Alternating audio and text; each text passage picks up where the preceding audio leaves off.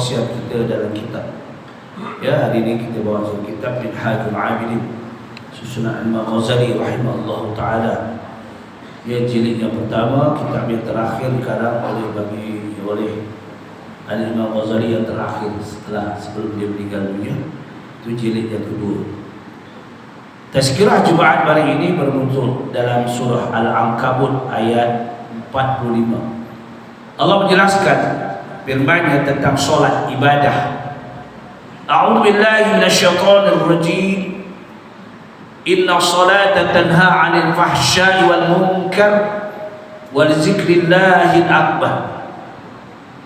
Wallahu ya'lamu ma tasna'un.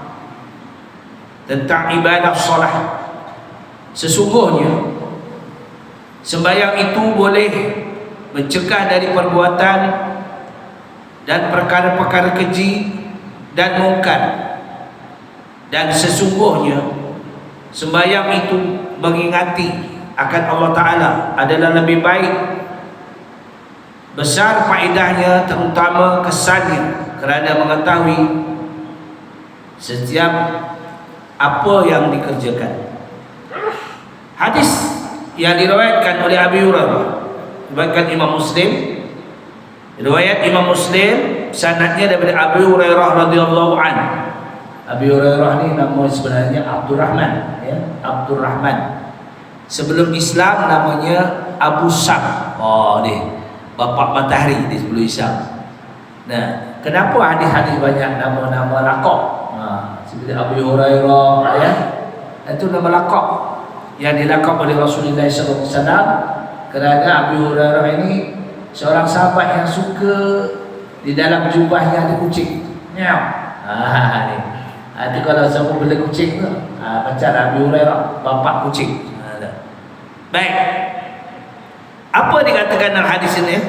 Qala Rasulullah SAW, Inna Allah la yanzuru ila ajsamikum wala ila suwarikum walakin yanzuru ila qulubikum. Nah, tentang sembahyang. Sesungguhnya Allah tidak memandang kepada tubuh badan kamu dan rupa kamu, ya, harta kamu. Allah pandang pada kita ni ada pada hati kamu. Contoh, bagaimana penampilan di dalam sembahyang, penampilan kita dalam sembahyang. Allah menyatakan di dalam surah Al-Kahfi ayat 110. A'udzu billahi minasyaitonir rajim. Qul innama ana basyarum mithlukum yuha ilayya annama ilaikum ilahun wahid. Faman kana yarju liqa'a rabbi falya'mal 'amalan shalihan wa la yushrik bi'ibadati rabbih ahada. Sebagai bukti dalil nakli Al-Quran dalam surah Al-Kahfi, katakanlah wahai Muhammad, sesungguhnya menyatakan baginda Muhammad SAW menyatakan aku ini hanyalah seorang manusia seperti kamu. Baginda ini, ya, itu sebabnya kita meraihkan, kita memuliakan tiap-tiap tahun di dalam bulan Maulidur Rasulullah SAW. Untuk apa? Kenang jasa baginda itu dilatih sebagai Rasulullah. Qad ja'akum bi Rasulillah uswatun hasanah. Kerana baginda itu yang pembawa rahmat. Allah mengatakan dalam surah Al-Anbiya ayat 107, ya, ia mengatakan, aku tidak utus kamu wahai Muhammad kecuali kamu adalah pembawa rahmat. Jelas.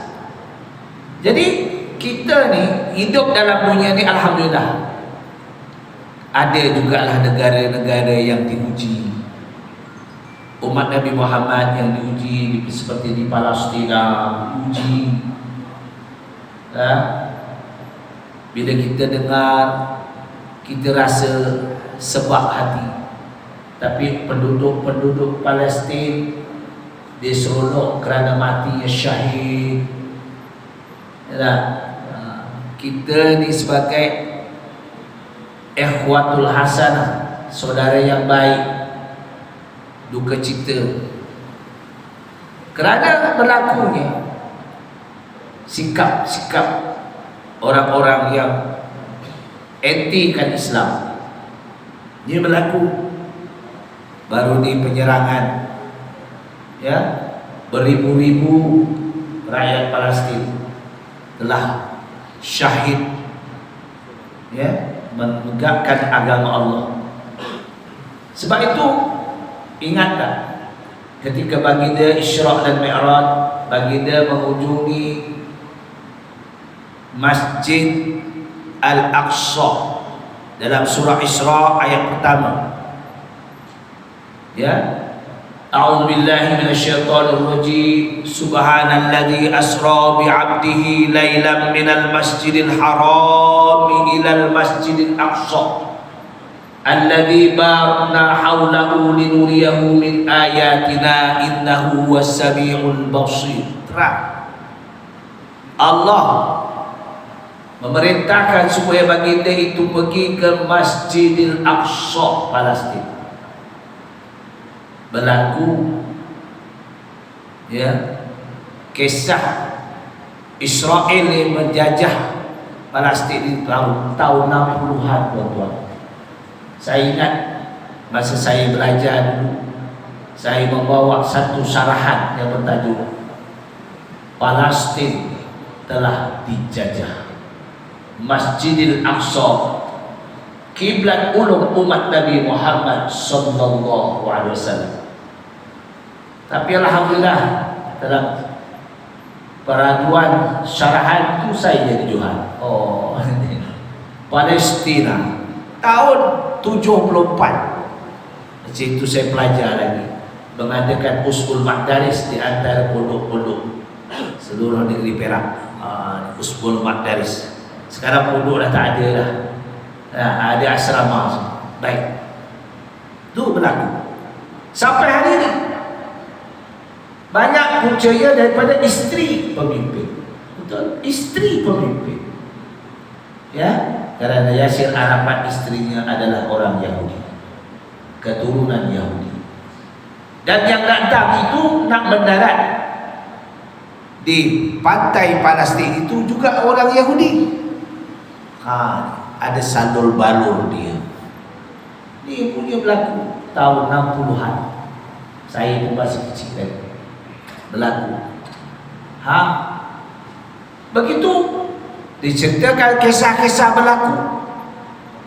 Isteri Nabi Lot menceritakan tentang dua malaikat menghadiri Nabi Lot alaihissalam. Isteri menceritakan kepada kaum Nabi Lot bahawa Nabi Lot didatangi oleh dua lelaki yang tampan, padahal itu malaikat. Isteri dia tak tahu, mengkhabarkan kepada kaum lelaki yang mabuk dengan lewat ketika itu. Dia tak mau, sehingga kaum Nabi Lot menyerak, mengatakan, kalau kamu nak kahwin dengan anakku perempuan, aku rela. Begitu sekali. Tapi mereka tidak mau kaum wanita, mereka mau kaum lelaki. Inilah kaum Nabi Lot, dan isteri sekali termasuk golongan orang yang terhaka kepada Nabi Lot. Dan terbalikkan dunia ketika itu, apabila malaikat mendatangi Nabi Lot, datanglah kaum lelaki mengatakan, isterinya menceritakan Nabi Lot didatangi lelaki yang tampan, padahal lelaki itu adalah dua malaikat, kerana nak memberikan balasan siksa kepada kaum Nabi Lot. Ini berlaku, ya. Begitu juga berlaku kepada Yasir Arafat, pemimpin Palestin yang meredakan pujukan isterinya, maka mendaratlah orang-orang Bani Israel yang dulunya dihalau oleh Nabi Musa AS, duduk di tengah laut sebagai lanun, mal'un, Tapi bila dapat mendarat, datang sini ditolak, datang sini ditolak, sampai Palestin kerana bujuk rayu isteri. Bahaya. Akhirnya apa yang terjadi? Yasir Arafat mati juga terracun oleh kaum Yahudi. Ini berlaku. Baik, sebagai satu bukti, ya, kita kena yakin kehidupan kita. Sebab itu kita suatu masa akan ada pertemuan kita dengan Allah SWT. Belum tentu lagi tuan-tuan kita diterima atau tidak diterima amal kita. Sebab itu dalam hadis tadi, Allah tak tengok akan kedudukan kita, pangkat kita. Allah tak tengok, ya, tapi Allah tengok ibadah kita yang tulus atau tidak. Sebab kita akan dipertemukan oleh Allah, hendaklah ia sentiasa mengerjakan amal-amal yang baik dan memperlaksanakan.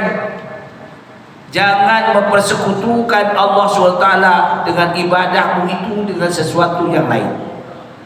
Perlu dijadikan amal ibadah dan kepribadian yang baik. Firman Allah SWT dalam surah Al-Imran, ayat 31 ayat 32. A'udzu billahi minasyaitonir rajim. Qul in kuntum tuhibbunallah fattabi'uni yuhibbukumullah wa yaghfir lakum dzunubakum wallahu ghafurur rahim. Katakanlah wahai Muhammad, jika benar-benar kamu mengasihi Allah, maka ikutilah daku. Nescaya Allah mengasihi kamu serta mengampunkan dosa-dosa kamu. Bila kita cintakan Rasulullah SAW, jangan teragak-agak. Kita buatlah, raikan dia. Ini kumpulan-kumpulan Wahabi, kumpulan-kumpulan yang anti. Dikata Rasulullah tak buat. Mana nak buat Rasulullah? Rasul tak buat. Tetapi Rasulullah tetap dia akan berpuasa tiap hari Isnin kerana hari jadi dia. Tapi ramai yang mengatakan apa kita buat itu bid'ah saja. Bid'ah ni ada dua, satu bid'ah dolalah, satu bid'ah hasan. Siapa lagi yang kita raikan? Kerana baginda Nabi Muhammad diutus oleh Allah SWT dalam surah Al-Anbiya tadi ayat 107, wa ma arsalnaka illa rahmatan lil alamin. Jelas Allah menjelaskan, aku tak utus kamu wahai Muhammad, aku utus kamu kerana pembawa rahmat, kamu pembawa kasih sayang. Sebabnya baginda Nabi Muhammad kita dapat syafaat kasih sayang daripada Allah Subhanahu wa taala. Ini untungnya umat Nabi Muhammad. Cuba bayangkan. Itu sebabnya penduduk Palestin, dia tak heran kalau tak percaya Tuhan pergilah ke Palestin, pujuk anak dia, kita nak bawa balik nak bela, haram tak bagi. Mamnu hada syahid. Kita tak ada.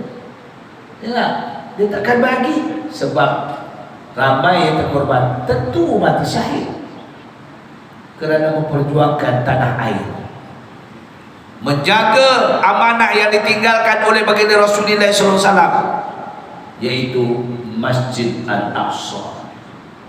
Orang bertanya, sekarang kan kiblat kita Masjidil Haram. Itu setelah Rasulullah memohon kepada Allah Subhanahu wa taala, Allah perkenankan. Sebelum itu kiblat kita Masjid Al-Aqsa, Palestina. Lalu Allah memberi kepada baginda apa dalil nakli? Ceritakan dalam firman Allah, qad nara taqalluba wajhika bis-samaa falanwalliyannaka qiblatan tardaha fawalli wajhaka syatral masjidil haram. Baginda nongak tengah sembahyang. Di mana tu tuan-tuan? Di Masjid Kiblatain. Itu nama masjid dua kiblat. Pertama, baginda menghadap Masjidil Aqsa, menghadap ke atas, memohon kepada Allah. dengan membaca ya firman yang dibenarkan ya oleh Allah Subhanahu wa taala. Ini diceritakan dalam Al-Quran, bukan cerita bohong, bukan dongeng. Wa walli wajhaka syatral masjidil haram. Hadapkanlah muka kamu ke Masjidil Haram. Perintah Allah melalui bisikan malaikat Jibril ketika baginda tengah sembahyang menghadap Masjidil Aqsa, Palestin. Bila diperintah oleh Rasul oleh malaikat Jibril melalui malaikat Jibril, lalu Rasulullah terus menghadap ke Masjidil Haram. Jelas? Ya. Wa min haitsu kharajta wa walli wajhaka syatral masjidil haram wa innahu lal haqqu min rabbik. Wa innahu lal haqqu min rabbik. Ini adalah perintah daripada Allah Taala. Bukan cerita bohong, bukannya dongeng, ini dalam Quran. Sebab itu sebelum wafat Rasulullah SAW ditinggalkan hazanah untuk kita untung jadi umat Nabi Muhammad. Sebab itu wa ma arsalnaka ila rahmatan lil alamin. Siapa yang baca Quran, belajar Quran sungguh-sungguh, belajar hadis sungguh, makna orang itu mendapat rahmat kasih sayang Allah Taala. Kerana menyantuni Al-Quran, menyantuni hadis Rasulullah SAW. Kan main-main. Ini bukan cerita-cerita dongeng. Sebab itulah kita memuliakan baginda Nabi Muhammad sallallahu alaihi wasallam, sehingga kan dalam tahiyat akhir tuan-tuan akan baca at-tahiyatul mubarakatus shalawatut thayyibatu lillah. Muliakanlah supaya mendapat keberkatan daripada Allah Taala.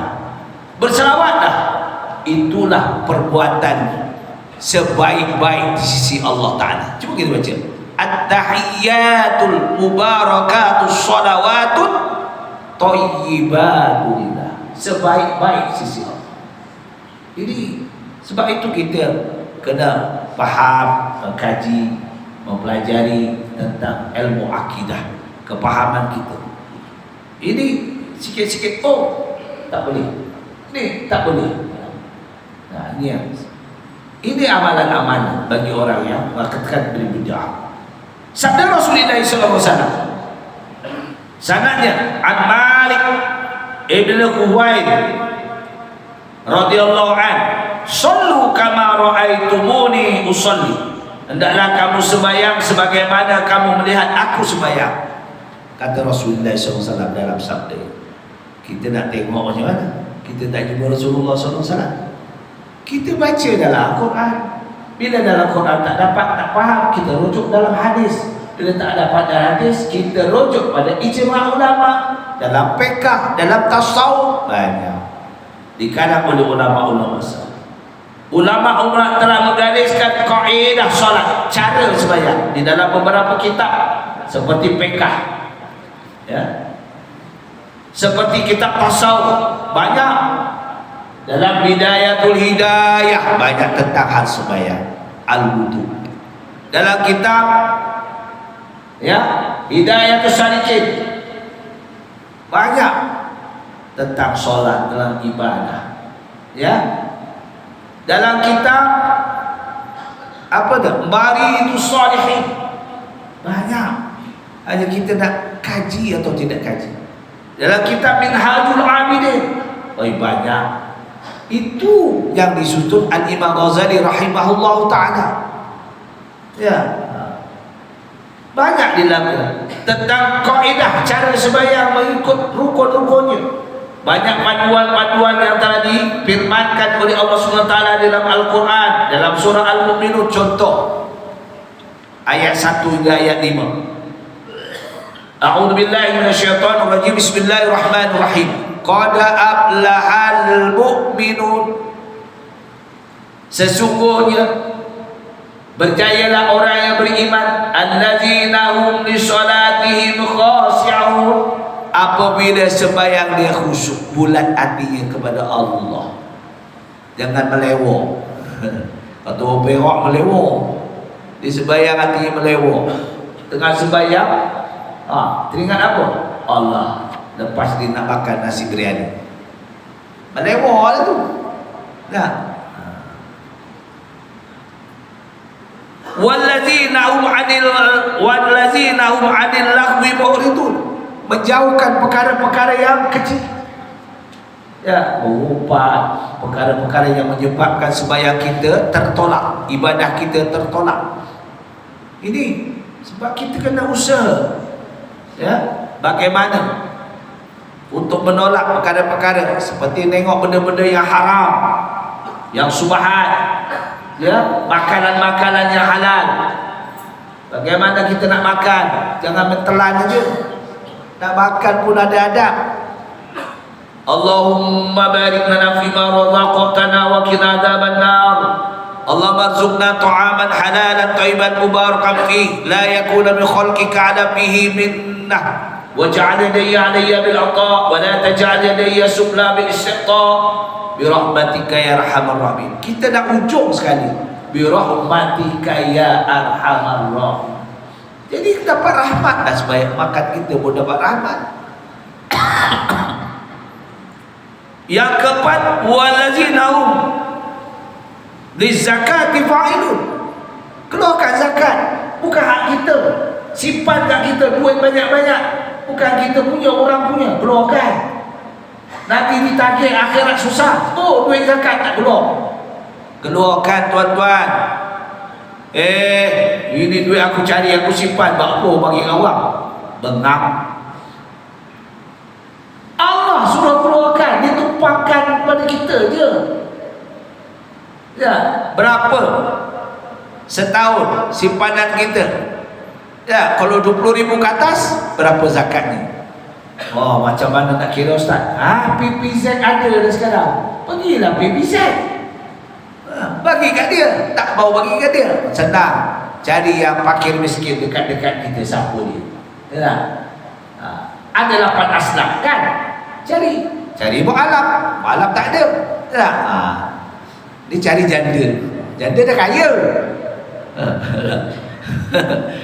Cari janda miskin tak apa. Janda kaya. Dah. Suami pencen dia berapa lah?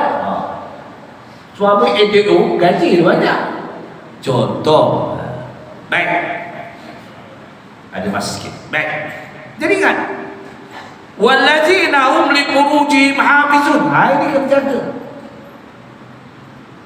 Keturunan kita, nasab kita. Kita okey ke masjid sembahyang rajin, ngaji rajin. Anak kita okey ke? Ada orang kahwin 10 dapat, ya, setahun dapat 2 orang, alhamdulillah. Ya tak? Benih bagus. Sekali dah cucu berapa? Cucu dah 2. Anak berapa? Anak 4. 2 semua orang dapat 2. Allah ramai cucu lah. Di furujihim hafizun. Betul. Ada orang kahwin dapat anak 2 orang, dia seorang aja. Itu pun syukur. Ada orang kahwin berubat sana, berubat sini, beribu, tak dapat juga. Ya. Aduh. Oh, bila dapat anak ramai, bagaimana nak bertarbiyah? Soal balik oleh Allah Ta'ala. Aku dah bagi kurnia rezeki anak, nasab keturunan. Kau jaga macam mana? Tutup tak aurat dia? Sembahyang dia macam mana? Tarbiyah dia macam mana? Itu semua disoal oleh Allah Ta'ala. Bukan senang jadi makhluk Allah Ta'ala ni. Payah tuan-tuan. Banyak soal jawab. Ya. Kalau kita di Palestin tak apalah, tabung kena bom tu sahih dah, tak apa. Ya. Ini kita kat Malaysia aman damai. Ya. Pergi ke masjid, pergi ke surau kita sembahyang, tak ada orang tekat pun, tak ada langsung. Ini untungnya di Malaysia. Sesungguhnya kena jaga. Hafizun tu siapa? Kena kita. Anak kita tarbiyah macam mana? Cucu kita macam mana? Ya tak?